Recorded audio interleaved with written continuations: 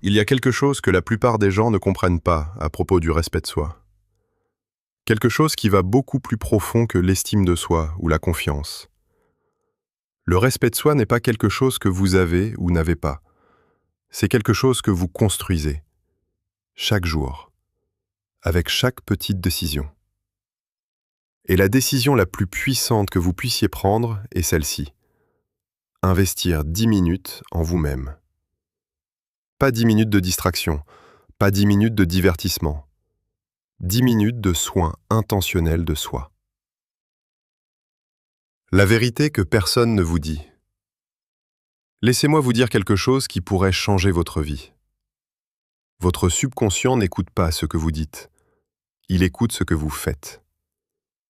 Vous pouvez vous dire 1000 fois « Je me respecte, je me valorise, je mérite de bonnes choses ». Mais si vous ne vous traitez pas avec respect, si vous n'investissez pas de temps en vous-même, votre subconscient ne vous croit pas.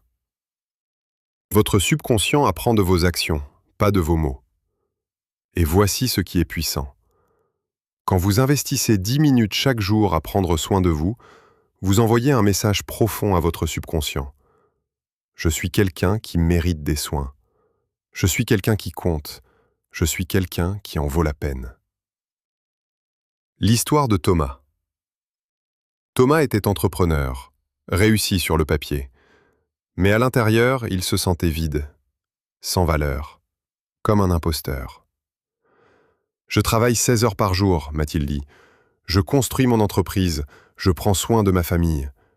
Mais je n'ai pas de temps pour moi. » Je lui ai demandé « Combien de temps investissez-vous en vous-même chaque jour ?» Silence. « Aucun, a-t-il finalement admis. Il n'y a pas de temps. » Alors, ai-je dit, comment espérez-vous que votre subconscient croit que vous vous valorisez ? Thomas était choqué. Il n'avait jamais vu les choses ainsi. Je lui ai lancé un défi. Pendant 30 jours, investissez 10 minutes chaque matin en vous-même. Juste 10 minutes. Faites quelque chose qui prend soin de vous, exercice, méditation, lecture, peu importe. Mais faites-le pour vous, pas pour la productivité. Thomas a accepté. Et après 30 jours, quelque chose avait changé.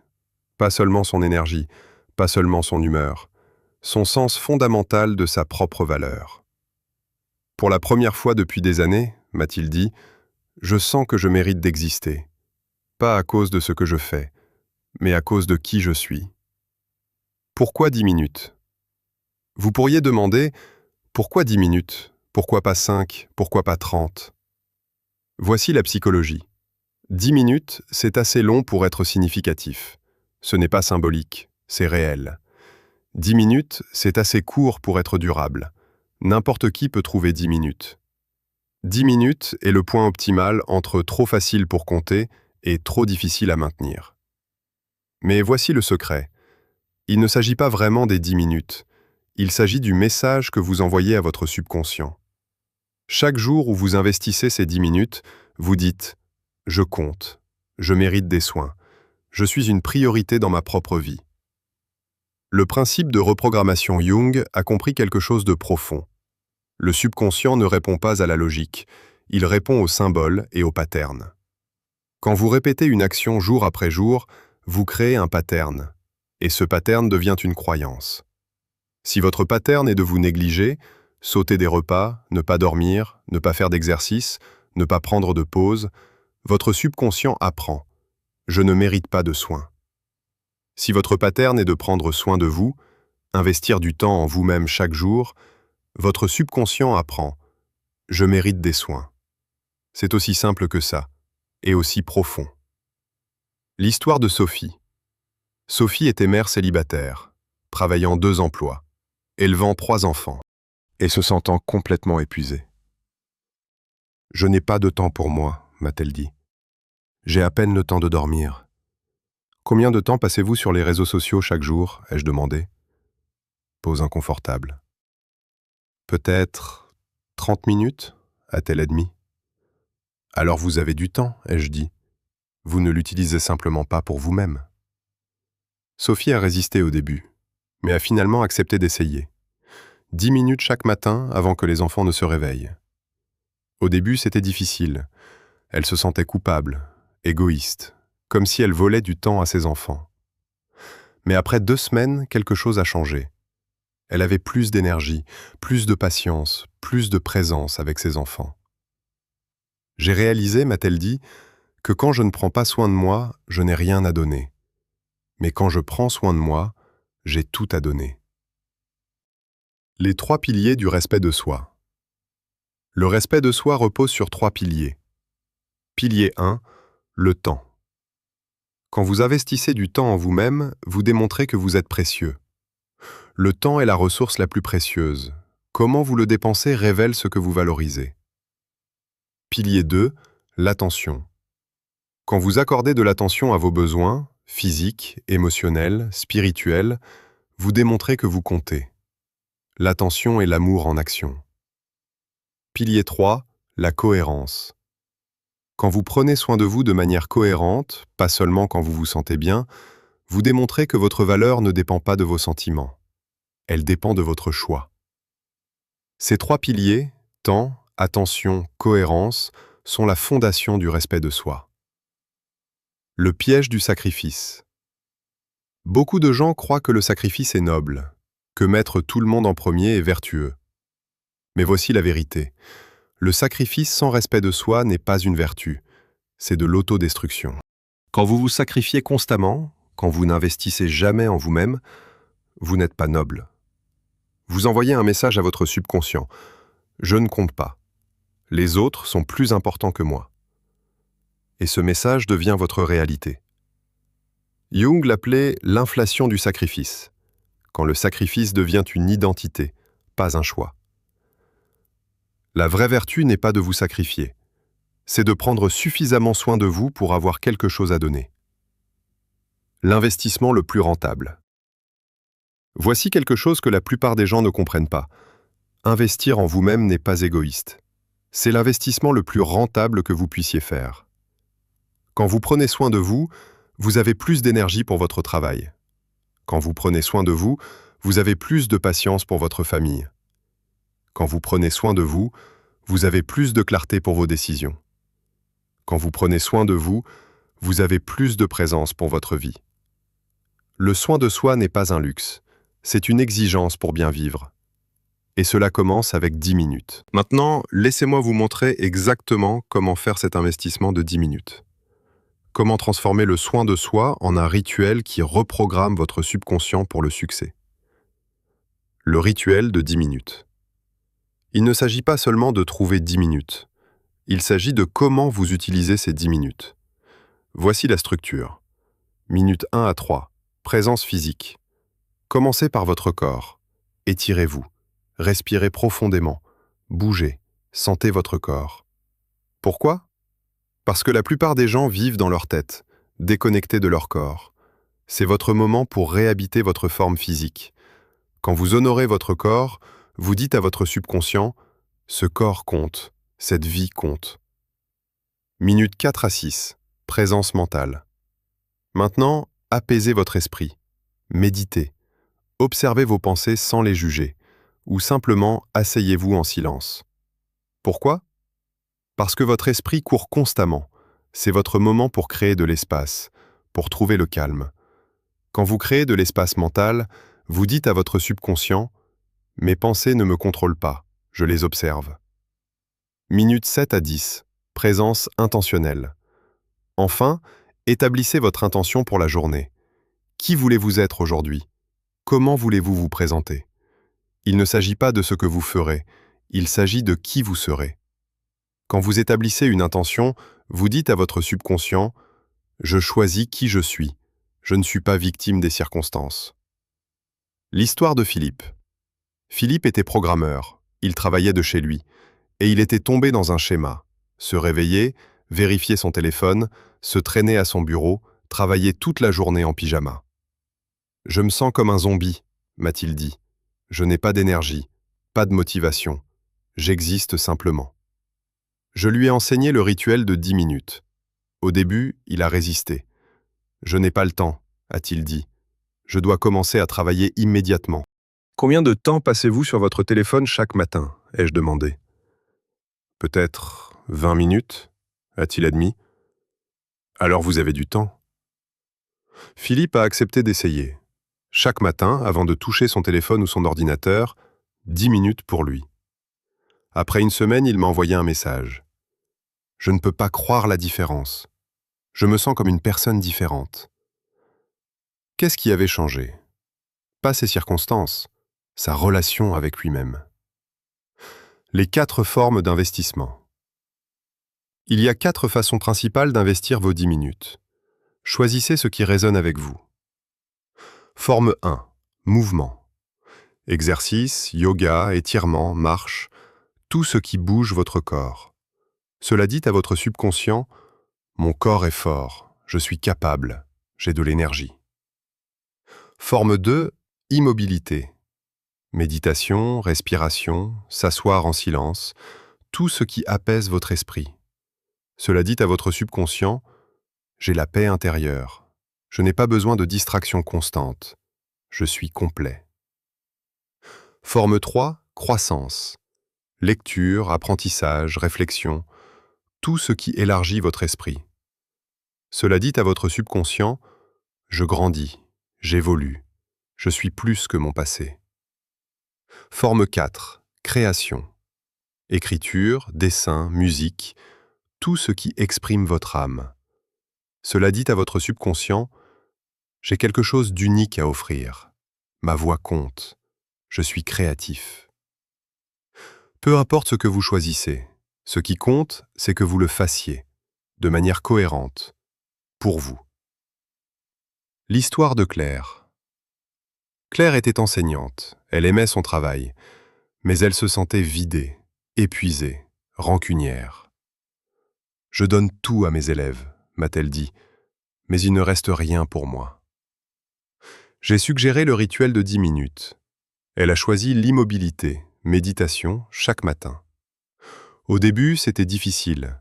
Son esprit courait, elle se sentait agitée, elle voulait abandonner. « Continuez, lui ai-je dit. Il ne s'agit pas de le faire parfaitement. Il s'agit de vous présenter pour vous-même. » Après 30 jours, Claire était une personne différente. Pas seulement plus calme, plus présente, plus elle-même. « J'ai réalisé, m'a-t-elle dit, que je donnais à partir d'un réservoir vide. Maintenant, je me remplis d'abord, et j'ai tellement plus à donner. » Le pouvoir du rituel. Jung a compris le pouvoir du rituel, pas comme superstition, comme psychologie. Un rituel est une action symbolique qui parle directement au subconscient. Quand vous effectuez le même rituel chaque jour, à la même heure, de la même manière, vous créez une ancre psychologique. Votre subconscient apprend « c'est mon temps, c'est mon espace, c'est sacré ». Et cette sacralité devient respect de soi. La règle non négociable. Voici la chose la plus importante. Ces 10 minutes sont non négociables. Pas « si j'ai le temps », pas « si je me sens bien », pas « s'il n'y a rien de plus urgent ». Non négociable. Pourquoi? Parce que chaque fois que vous négociez, chaque fois que vous sautez votre rituel, vous dites à votre subconscient « je ne suis pas une priorité, d'autres choses sont plus importantes ». Et ce message détruit le respect de soi. Mais chaque fois que vous honorez votre engagement, chaque fois que vous vous présentez pour vous-même, vous dites à votre subconscient « je suis une priorité, je compte, je mérite ce temps ». Et ce message construit le respect de soi. L'histoire de Marc. Marc était avocat. Il travaillait 80 heures par semaine et il se sentait misérable. « Je n'ai pas de temps pour les rituels, m'a-t-il dit. J'ai à peine le temps de dormir. » « Combien de temps passez-vous à vérifier vos emails avant de sortir du lit ?» ai-je demandé. « Peut-être 15 minutes, a-t-il admis. Alors vous avez du temps. Vous l'utilisez simplement pour les autres. » Marc a résisté, mais a finalement accepté d'essayer. 10 minutes chaque matin avant de vérifier son téléphone. La première semaine était difficile. Il se sentait anxieux, comme s'il perdait du temps. Mais après 2 semaines, quelque chose a changé. Il se sentait plus centré, plus en contrôle, plus lui-même. « J'ai réalisé, m'a-t-il dit, que quand je commence la journée en prenant soin de moi, tout le reste coule mieux. Je suis plus productif, plus concentré, plus efficace. L'effet composé. Voici la magie. 10 minutes ne semblent pas beaucoup, mais l'effet composé est massif. 10 minutes par jour égale 70 minutes par semaine. 70 minutes par semaine égale 280 minutes par mois. 280 minutes par mois égale 3360 minutes par an. C'est 56 heures par an. Plus d'une semaine complète de travail. Imaginez investir une semaine complète chaque année en vous-même. Comment votre vie changerait-elle? Mais il ne s'agit pas seulement du temps, il s'agit du message. Chaque jour où vous investissez ces 10 minutes, vous reprogrammez votre subconscient. Vous construisez une nouvelle identité, une identité de quelqu'un qui se valorise, qui se respecte, qui prend soin de soi. Le défi de 30 jours. Voici mon défi pour vous. 30 jours, 10 minutes chaque jour, sans excuse. Choisissez votre forme, mouvement, immobilité, croissance ou création. Choisissez votre heure, de préférence le matin, avant que le monde ne vous réclame. Et engagez-vous, non négociable. Après 30 jours, évaluez. Comment vous sentez-vous? Comment votre relation avec vous-même a-t-elle changé? Je parie que vous verrez une transformation. Pas seulement dans comment vous vous sentez, dans qui vous êtes. Maintenant, laissez-moi vous dire la vérité la plus profonde sur ces 10 minutes. La vérité qui change tout. Il ne s'agit pas des 10 minutes. Voici ce que la plupart des gens ne comprennent pas. Les 10 minutes ne sont pas le point. Le point est le message que vous envoyez à votre subconscient. Chaque jour où vous vous présentez pour vous-même, chaque jour où vous honorez votre engagement envers vous-même, vous déclarez « Je suis quelqu'un qui tient ses promesses. Je suis quelqu'un qui se valorise. Je suis quelqu'un qui compte. » Et cette déclaration devient votre identité. Jung l'appelait « individuation », le processus de devenir qui vous êtes vraiment. Pas qui les autres veulent que vous soyez, pas qui vous pensez devoir être, qui vous êtes vraiment. Et l'individuation commence par le respect de soi. Et le respect de soi commence par 10 minutes. La psychologie de l'engagement. Il se passe quelque chose de puissant quand vous tenez un engagement envers vous-même. Votre cerveau libère de la dopamine, le neurotransmetteur de la récompense. Vous vous sentez bien, vous vous sentez fier, vous vous sentez capable. Mais plus profondément que cela, quelque chose change dans votre identité. Chaque fois que vous tenez un engagement, vous renforcez la croyance « je suis quelqu'un qui fait ce qu'il dit qu'il fera ». Et chaque fois que vous brisez un engagement, vous renforcez la croyance « je suis quelqu'un qui ne peut pas se faire confiance ». Quelle identité voulez-vous construire? L'histoire d'Isabelle. Isabelle était écrivaine. Elle rêvait d'écrire un roman. Mais elle ne trouvait jamais le temps. « Je suis trop occupée », m'a-t-elle dit. « Un jour, quand j'aurai plus de temps, j'écrirai. » « De combien de temps avez-vous besoin ?» ai-je demandé. « Au moins 2 heures par jour », a-t-elle dit. « Et 10 minutes ?» ai-je suggéré. Elle a ri. « Que puis-je faire en 10 minutes ?»« Vous pouvez vous présenter », ai-je dit. « Vous pouvez tenir un engagement envers vous-même. Vous pouvez construire l'identité d'une écrivaine. » Isabelle a accepté d'essayer. 10 minutes chaque matin, juste écrire. Sans juger, sans éditer. Au début, c'était frustrant. 10 minutes ne semblaient pas suffisantes. Elle commençait à peine quand le temps était écoulé. Mais après 2 semaines, quelque chose a changé. Les 10 minutes sont devenues 15, puis 20, puis 30. Pas parce qu'elle se forçait, parce qu'elle avait construit l'habitude. Elle avait construit l'identité. 6 mois plus tard, Isabelle avait terminé son roman. Pas parce qu'elle avait trouvé plus de temps, parce qu'elle était devenue quelqu'un qui écrit. Le principe de l'identité. D'abord, la plupart des gens font les choses à l'envers. Ils pensent « quand je réussirai, alors je me respecterai ». Mais ce n'est pas comme ça que fonctionne la psychologie. La vérité est « quand vous vous respectez, alors vous réussissez ». Le respect de soi n'est pas le résultat du succès, c'est la cause.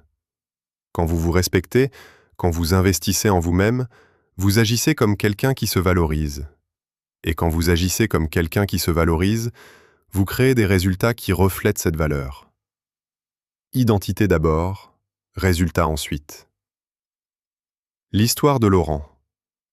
Laurent était vendeur, il luttait, ses chiffres étaient bas, sa confiance était basse, son respect de soi était bas. « Je ne suis pas bon à ça », m'a-t-il dit. « Peut-être devrais-je faire autre chose. »« Comment vous traitez-vous » ai-je demandé.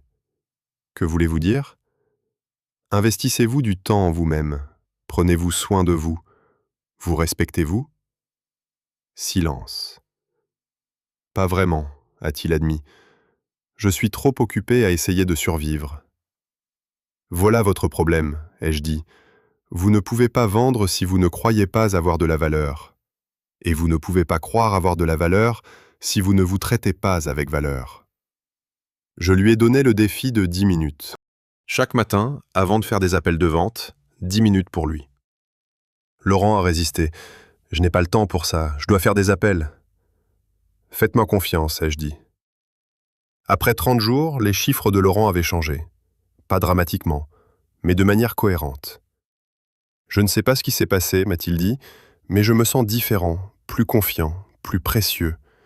Et les gens répondent à ça. » Qu'est-ce qui avait changé? Pas ses compétences. Son identité. L'effet miroir. Voici quelque chose de fascinant. Comment vous vous traitez et comment les autres vous traitent. Pas parce que vous contrôlez les autres, mais parce que vous projetez votre estime de soi. Quand vous vous respectez, les autres vous respectent. Quand vous vous valorisez, les autres vous valorisent. Quand vous prenez soin de vous, les autres prennent soin de vous. Ce n'est pas de la magie, c'est de la psychologie. Les gens sentent votre relation avec vous-même, et ils y répondent. Si vous ne vous respectez pas, pourquoi devraient-ils vous respecter? Si vous ne vous valorisez pas, pourquoi devraient-ils vous valoriser? Le respect de soi n'est pas égoïste, c'est la fondation de toutes les relations saines. La vérité sur le sacrifice. Beaucoup de gens croient que le sacrifice est l'amour, que tout donner aux autres est noble. Mais voici la vérité. Vous ne pouvez pas donner ce que vous n'avez pas. Si vous êtes vide, que donnez-vous? Du vide. Si vous êtes épuisé, que donnez-vous?